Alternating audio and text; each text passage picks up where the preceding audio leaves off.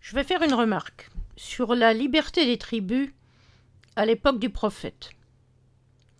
En allant dans le sens du dernier podcast sur le prophète guerrier, on me dit que j'ai effectué, je cite, une remise à l'ordre d'une idée toute faite sur l'islam qui prônerait la guerre sainte pour imposer une loi d'occupation alors que Mohammed était pour une tolérance totale. Fin de la citation. Selon ce commentaire, une liberté totale de s'allier ou pas aurait donc été celle des tribus. Je réponds, pas de guerre sainte, effectivement. Ce serait un total anachronisme et une idée fausse.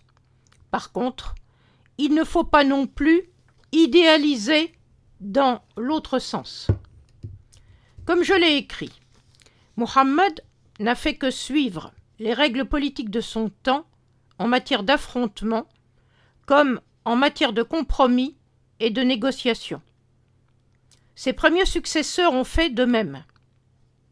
Sous le premier successeur, il y a eu un affrontement armé, cette fois violent, contre les grandes tribus de l'Arabie centrale qui étaient restées en dehors de l'alliance médino-mécoise et qui auraient pu constituer un danger pour elles.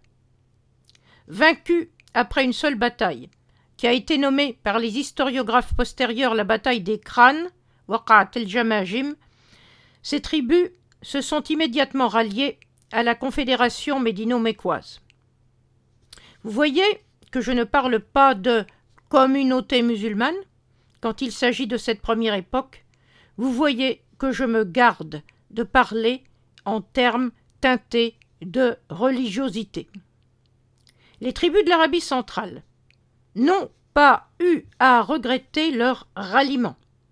Ce sont elles qui se sont les premières lancées à l'assaut de l'empire perse sassanide, qui était en pleine guerre de succession entre les empereurs.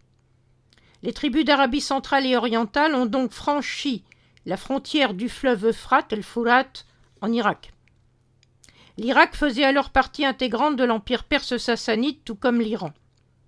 C'est en Irak que se trouvait Ctésiphon-Séleucie, l'une des capitales de l'empire sassanide. La ville a été conquise à l'époque de Omar, à la suite de la fameuse bataille des tribus contre l'armée impériale perse à El-Qadisiyah, probablement en 636. Quand le rapport de force politique est devenu favorable à la confédération médino-mécoise, toutes les tribus d'Arabie ont donc été sommées de se rallier à son alliance. J'étudierai prochainement les passages concernés qui se trouvent dans la sourate 9. Conscientes de leur intérêt, les tribus n'ont pas tardé à se rallier, d'autant que les horizons des terres extérieures à l'Arabie venaient de s'ouvrir, promettant des avantages inespérés. Donc, au moment de la sortie d'Arabie vers les terres extérieures, toutes les tribus d'Arabie sont considérées comme ralliées à l'alliance d'Allah. Mais par contre, personne d'autre qu'elles n'était supposé rejoindre cette alliance. On ne pouvait rejoindre l'alliance d'Allah qu'en s'affiliant à une tribu. La tribu concernée était alors seule maîtresse de dire oui ou non. C'était le fameux régime du Wala qui reste actif jusqu'à la fin de l'Empire omeyyade, donc jusqu'en 750.